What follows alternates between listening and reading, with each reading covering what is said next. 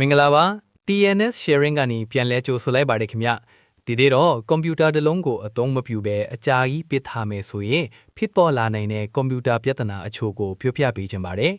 ဒီလိုမျိုးပြဿနာကြီးဟာပတ်ဝန်းကျင်အခြေအနေနဲ့စက်ရဲ့အမျိုးအစားပေါ်မူတည်ပြီးကွာခြားနိုင်ပါတယ်နံပါတ်1နေရာမှာအဖြစ်အများဆုံးကတော့ laptop battery ပဲဖြစ်ပါတယ်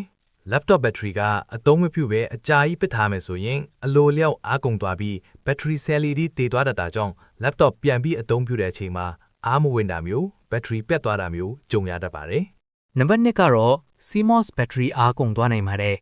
CMOS battery ဆိုတာမာသားပုတ်ပေါ်မှာတက်ဆင်းထားတဲ့ battery အဝိုင်းသေးသေးလေးဖြစ်ပြီးအားကုန်သွားမယ်ဆိုရင်အချိန်နဲ့ရက်စွဲတွေမှာချင်း Windows တက်မလာချင်း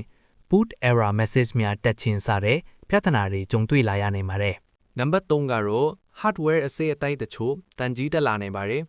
RAM slot တွေ graphic card slot တွေမှာဖုန်းတွေတန်ကြီးတွေအများဆုံးတက်လာနိုင်ပြီးကွန်ပျူတာပြန်ဖွင့်တဲ့အခါစက်ကအလုံးလုံးပေမဲ့ screen မပွင့်လာတာမျိုးကြုံတွေ့ရနိုင်ပါတယ်နံပါတ်4ကတော့ hard disk နဲ့ solid state drive ဆိုတဲ့ SSD အလုံးမလုံးတော့တဲ့ပြဿနာပဲဖြစ်ပါတယ်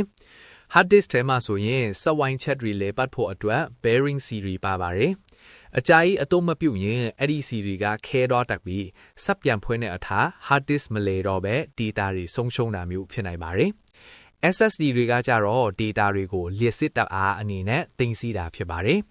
စက်ကိုလုံးဝမဖွင့်ပဲနှစ်နဲ့ချီပြီးပစ်ထားမှဆိုရင်အဲ့ဒီလျှစ်စစ်တပ်အားတွေကတဖြည်းဖြည်းယိုစိမ့်ကုန်ပြီး data တွေပျက်စီးသွားတာမျိုးသို့မဟုတ် SSD ကိုစက်ကပြန်ဖတ်မရတော့တာမျိုးဖြစ်လာနိုင်ပါတယ်ဒါတွေကတော့အဖြစ်အများဆုံးပြဿနာတွေဖြစ်ပြီးတချို့ဖြစ်လာနိုင်တဲ့ပြဿနာလေးတွေလည်းရှိပါသေးတယ်။ဒါကြောင့်ကွန်ပျူတာတစ်လုံးကိုအသုံးမလိုတဲ့အခါအကြာကြီးဖြစ်ထားတာမျိုးမလုပ်ပဲ2လတစ်ခါ3လတစ်ခါလောက်ပါဝါပြန်ပြီးဖွင့်ပေးတာမျိုး10မိနစ်ကြာ15မိနစ်ကြာလောက်အသုံးပြုပေးတာမျိုးလုပ်ပေးသင့်ပါတယ်။နောက်ထပ်ဗီဒီယိုမှာပြန်လည်ဆုံတွေ့ပါမယ်ခင်ဗျာ။